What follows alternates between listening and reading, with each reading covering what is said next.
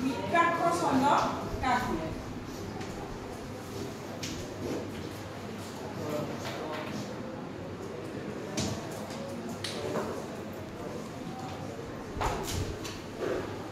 মিত্ৰাক্ষৰ ছন্দ বা মিলিতান্ত ছন্দ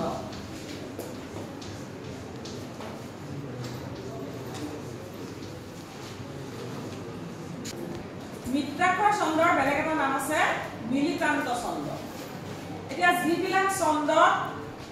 প্ৰথম পংক্তিৰ শেষৰ আখৰৰ সৈতে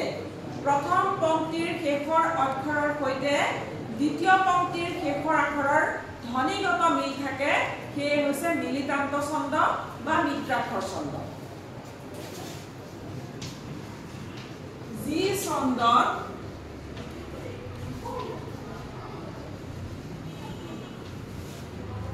প্ৰথম পংক্তিৰ মানে প্ৰথম শাৰীৰ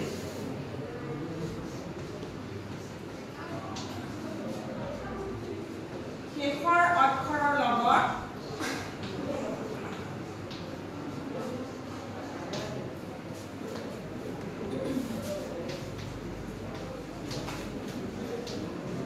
দ্বিতীয় পংক্তিৰ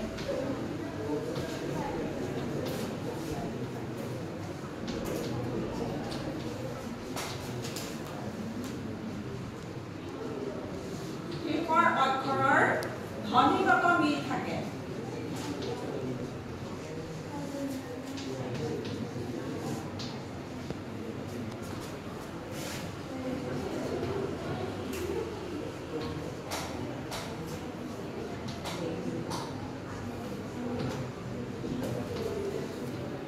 তাকে মিত্ৰাক্ষৰ বা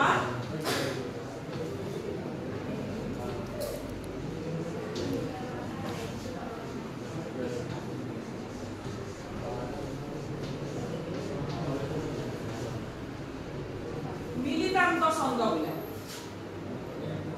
যি ছন্দত প্ৰথম পংক্তিৰ শেষৰ অক্ষৰৰ লগত দ্বিতীয় পংক্তিৰ শেষৰ অক্ষৰৰ ধ্বনিগত মিল থাকে তাকে মিত্ৰাক্ষৰ বা মিলিতান্ত ছন্দ বোলে মই উদাহৰণটো আগতে তোমালোকক দিছিলো হয়নে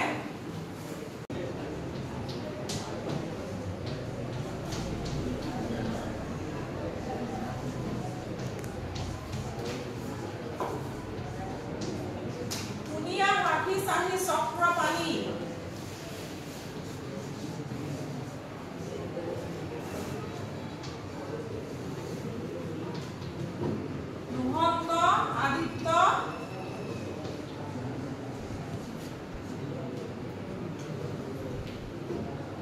নুহন্ত আদিত্য ভুলিলা বাণী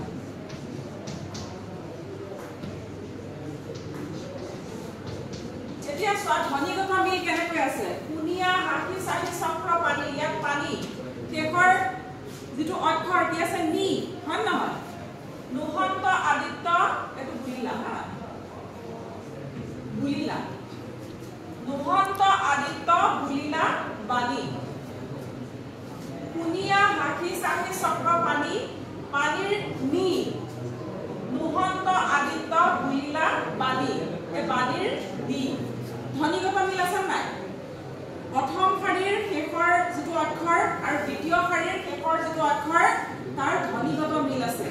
পানী বাণী যেনেকৈ ৰাইম ৱৰ্ড বিলাক যে তোমালোকক মিলাবলৈ দিয়ে হয় না ৰাইম ৱৰ্ড লিখিবলৈ যে দিয়ে ইংৰাজীত ঠিক তেনেকুৱা গতিকে এনে ধৰণৰ যেতিয়া প্ৰথম পংক্তিৰ শেষৰ অক্ষৰৰ লগত দ্বিতীয় পংক্তিৰ শেষৰ অক্ষৰৰ ধ্বনিগত মিল থাকে তেতিয়াই সি মিত্ৰাক্ষৰ বা মিলিতান্ত ছন্দ হয়